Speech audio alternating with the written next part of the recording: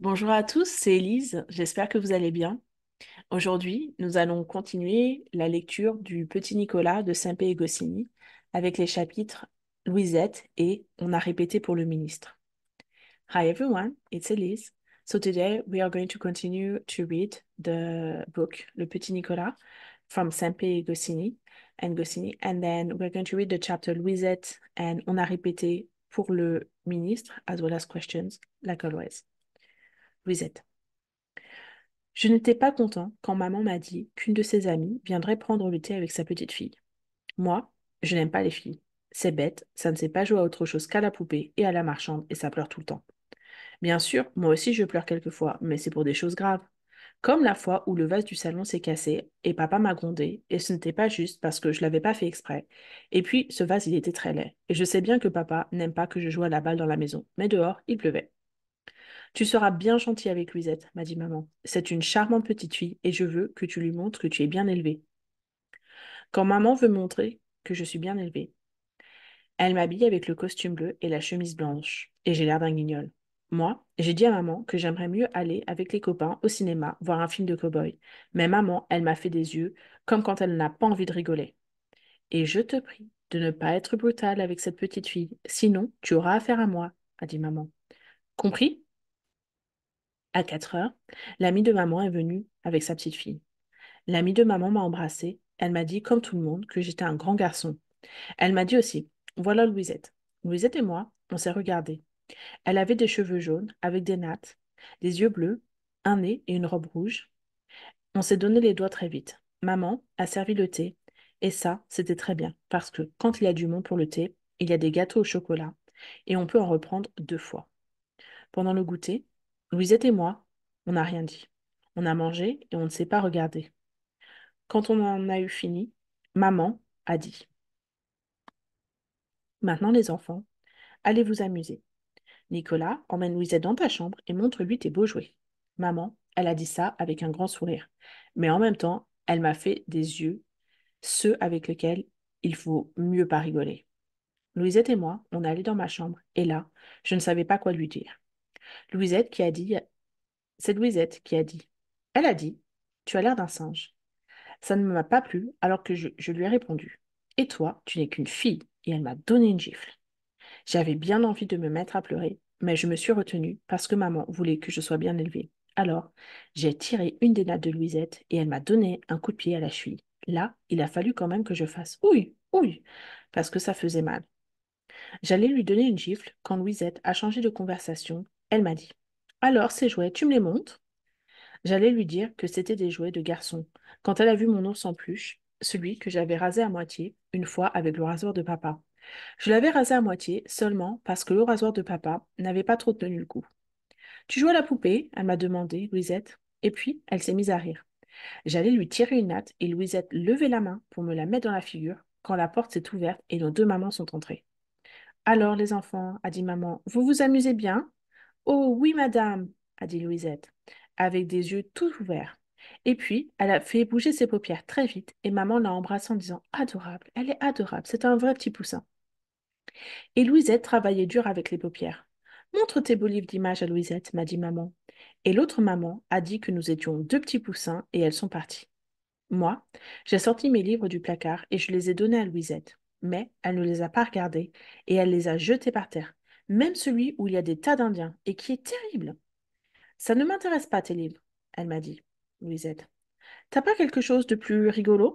Et puis, elle a regardé dans le placard et elle a vu mon avion, le chouette, celui qui a un élastique qui est rouge et qui vole. Laisse ça, j'ai dit. C'est pas pour les filles, c'est mon avion.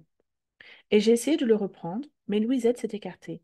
Je suis l'invitée, elle a dit. J'ai le droit de jouer avec tous tes jouets. Et si tu n'es pas d'accord, j'appelle ma maman et on verra qui a raison. Moi, je ne savais pas quoi faire. Je ne voulais pas qu'elle le casse, mon avion. Mais je n'avais pas envie qu'elle appelle sa maman parce que ça ferait des histoires. Pendant que j'étais là, à penser, Louisette a fait tourner l'hélice pour remonter l'élastique et puis elle a lâché l'avion. Elle l'a lâché par la fenêtre de ma chambre qui était ouverte et l'avion est parti. Regarde ce que tu as fait, j'ai crié. Mon avion est perdu et je me suis mise à pleurer. Il n'est pas perdu ton avion, bêta, m'a dit Louisette. Regarde, il est tombé dans le jardin, on n'a qu'à aller le chercher. Nous sommes descendus dans le salon et j'ai demandé à ma maman si on pouvait sortir dans le jardin et ma maman a dit qu'il faisait trop froid. Mais Louisette a fait le coup des paupières et elle a dit qu'elle voulait voir les jolies fleurs. Alors ma maman a dit qu'elle était un adorable poussin et elle a dit de ne bien nous couvrir pour sortir. Il faudra que je l'apprenne, le coup des paupières. Ça a l'air de marcher drôlement ce truc. Dans le jardin, j'ai ramassé l'avion qui n'avait rien, heureusement, et Louisette m'a dit: Qu'est-ce qu'on fait? Je ne sais pas, moi, je lui ai dit. Tu voulais voir les fleurs, regarde-les, il y en a des tas par là. Mais Louisette m'a dit qu'elle s'en moquait de mes fleurs et qu'elles étaient minables. J'avais bien envie de lui taper sur le nez à Louisette, mais je n'ai pas osé, parce que la fenêtre du salon donne sur le jardin et dans le salon, il y avait les mamans. Je n'ai pas de jouet ici, sauf le ballon de football dans le garage. Louisette m'a dit que ça, c'était une bonne idée. On est allé chercher le ballon et moi, j'étais très embêtée. J'avais peur que les copains me voient jouer avec une fille. Tu te mets entre les arbres, m'a dit Louisette, et tu essaies d'arrêter le ballon. Là, elle m'a fait rire, Louisette. Et puis, elle a pris de l'élan et boum, un chute terrible. La balle, je n'ai pas pu l'arrêter. Elle a cassé la vitre de la fenêtre du garage. Les mamans sont sorties de la maison en courant. Ma maman a vu la fenêtre du garage et elle a compris tout de suite. Nicolas, elle m'a dit, au lieu de jouer à des jeux brutaux, tu ferais mieux de t'occuper de tes invités, surtout quand ils sont aussi gentils que Louisette. Moi, j'ai regardé Louisette, elle était plus loin dans le jardin, en train de sentir les bégonias. Le soir, j'ai été privée de dessert, mais ça ne faisait rien. Elle est chouette, Louisette, et quand on sera grand, on se mariera. Elle a un shoot terrible. Maintenant, nous allons lire. On a répété le pour le ministre. Now we will read. On a répété pour le ministre. Let's go. On a répété pour le ministre. On nous a fait tous descendre dans la cour et le directeur est venu nous parler. Mes chers enfants, il nous a dit, j'ai le grand plaisir de vous annoncer qu'à l'occasion de son passage dans notre ville, Monsieur le ministre va nous faire l'honneur de venir visiter cette école. Vous n'ignorez peut-être pas que Monsieur le ministre est un ancien élève de l'école. Il est pour vous un exemple qui prouve qu'en travaillant bien, il est possible d'aspirer aux plus hautes destinées. Je tiens à ce que Monsieur le ministre reçoive ici un accueil inoubliable et je compte sur vous pour m'aider dans ce but. Et le directeur a envoyé Clotaire et Joachim au piquet parce qu'ils se battaient. Après, le directeur a réuni tous les professeurs et les surveillants autour de lui et il leur a dit qu'il avait des idées terribles pour recevoir le ministre. Pour commencer, on allait tous chanter la Marseillaise. Et puis après, trois petits s'avanceraient avec des fleurs et ils donneraient des fleurs au ministre. C'est vrai qu'il a des chouettes idées, le directeur. Et ce sera une bonne surprise pour le ministre de recevoir des fleurs. Il ne s'y attend sûrement pas. Notre maîtresse a eu l'air inquiète. Je me demande pourquoi. Je la trouve nerveuse ces derniers temps, la maîtresse. Le directeur a dit qu'on allait commencer la répétition tout de suite, et là, on a été rudement content, parce qu'on n'allait pas aller en classe. Mademoiselle Vanderblerg, qui est notre professeure de chant, nous a fait chanter la Marseillaise. Il paraît que ce n'était pas trop réussi. Pourtant, on faisait un drôle de bruit. C'est vrai que nous étions un peu en avance sur les grands. Eux, ils en étaient au jour de gloire qui est arrivé, et nous en étions au deuxième étendard sanglant qui est levé. Sauf Rufus, qui ne connaît pas les paroles et qui faisait la la la, et Alceste qui ne chantait pas parce qu'il était en train de manger un croissant. Mademoiselle Vanderbleg a fait des grands gestes avec des bras pour nous faire taire. Mais au lieu de gronder les grands qui étaient en retard, elle nous a grondé nous qui avions gagné et ce n'était pas juste. Peut-être ce qui a mis en colère Mademoiselle Vanderbleg, c'est que Rufus, qui chante en fermant les yeux, n'avait pas vu qu'il fallait s'arrêter et il avait continué de faire la la la. Notre maîtresse a parlé au directeur et à Mademoiselle Vanderbleg. Et puis le directeur nous a dit que seuls les grands chanteraient, les petits feraient semblant.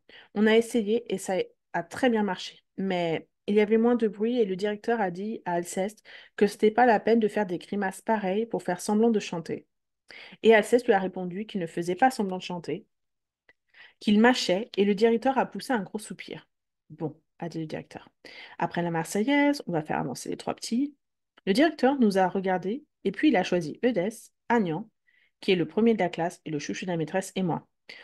Dommage que ce ne soient pas des filles, a dit le directeur. On pourrait les habiller en bleu, blanc et rouge. Ou alors, ce qui se fait parfois, on leur met un nœud dans les cheveux, c'est du meilleur effet. Si on me met un nez dans les cheveux, ça va fumer, a dit Eudès. Le directeur a tourné la tête très vite et il a regardé Eudès avec un œil tout grand et l'autre tout petit à cause du sourcil qu'il avait mis dessus. Qu'est-ce que tu as dit? A demandé le directeur. Alors notre maîtresse a dit très vite. Rien, monsieur le directeur, il a toussé. Mais non, mademoiselle, a dit Agnan. Je l'ai entendu. Il a dit, mais la maîtresse ne l'a pas laissé finir. Elle lui a dit qu'elle ne lui avait rien demandé. Exactement, sale cafard, a dit Eudès. On ne t'a pas sonné. Agnan s'est mis à pleurer et à dire que personne ne l'aimait et qu'il était très malheureux et qu'il se sentait mal et qu'il allait en parler à son papa et qu'on allait voir ce qu'on allait voir. Et la maîtresse a dit à Eudès de ne pas parler sans avoir la permission et le directeur s'est passé la main sur la figure comme pour l'essuyer et il a demandé à la maîtresse si cette petite conversation était terminée et s'il pouvait continuer. La maîtresse, elle est devenue toute rouge et ça lui allait très bien. Elle est presque aussi jolie que maman, mais chez nous, c'est plutôt papa qui devient rouge. Bien, a dit le directeur. Ces trois enfants vont s'avancer vers monsieur le ministre et vont lui offrir des fleurs. Il me faut quelque chose qui ressemble à des bouquets de fleurs pour la répétition. Le bouillon, qui est le surveillant, a dit j'ai une idée, monsieur le directeur. Je reviens tout de suite. Il est parti en courant et il est revenu avec trois plumeaux. Le directeur a eu l'air un peu surpris et puis il a dit que oui, après tout, pour la répétition, ça ferait l'affaire. Le bouillon nous a donné un plumeau à chacun, à Eudès, à Agnan et à moi. Bien, a dit le directeur. Maintenant, les enfants, nous allons supposer que je suis monsieur le ministre. Alors vous,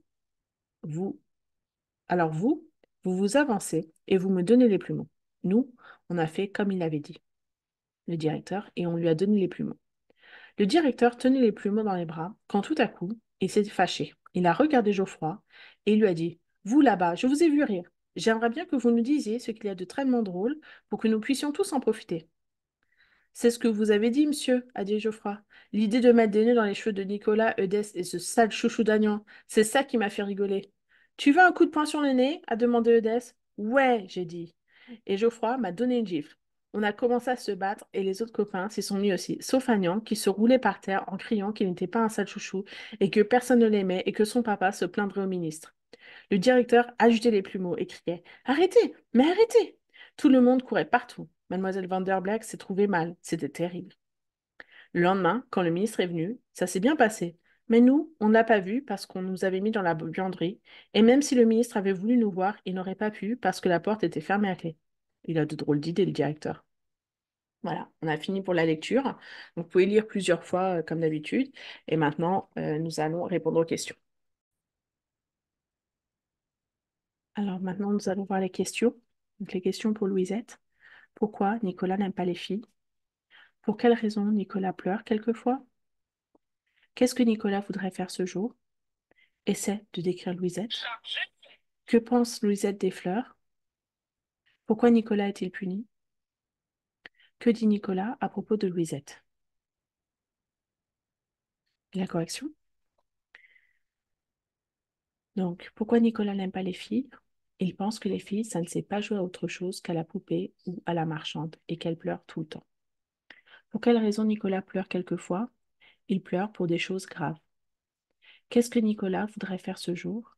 Il voudrait aller au cinéma avec ses copains. Essaie de décrire Louisette. Elle est blonde, elle a des yeux bleus et un nez et une robe rouge. Que pense Louisette des fleurs? Elle dit que les fleurs étaient minables. Pourquoi Nicolas est-il puni? Parce que Louisette a cassé la fenêtre du garage en tirant dans le ballon. Que dit Nicolas à propos de Louisette? Il dit qu'elle est chouette. Et les questions pour le chapitre, on a répété pour le ministre. Pourquoi le ministre vient dans l'école de Nicolas? Qu'est-ce que les enfants vont chanter? Qui ne connaît pas les paroles? Quels enfants sont choisis pour donner les fleurs au ministre? Qu'est-ce qui est utilisé pour remplacer les fleurs durant la répétition? Où sont mis Nicolas et ses camarades durant la visite du ministre? Donc, pourquoi le ministre vient dans l'école de Nicolas? Le ministre est ancien élève de l'école. Qu'est-ce que les enfants vont chanter? Ils vont chanter la Marseillaise. Qui ne connaît pas les paroles? C'est Rufus. Il chante la la la. Quels enfants sont choisis pour donner les fleurs au ministre? Eudès, Agnan et Nicolas. Qu'est-ce qui est utilisé pour remplacer les fleurs durant la répétition? Le bouillon apporte des plumeaux. Où sont mis Nicolas et ses camarades durant la visite du ministre? Ils sont enfermés dans la buanderie. Donc voilà, c'est tout pour nous pour aujourd'hui. Je vous remercie et je vous souhaite une très bonne journée. Au revoir. Bye.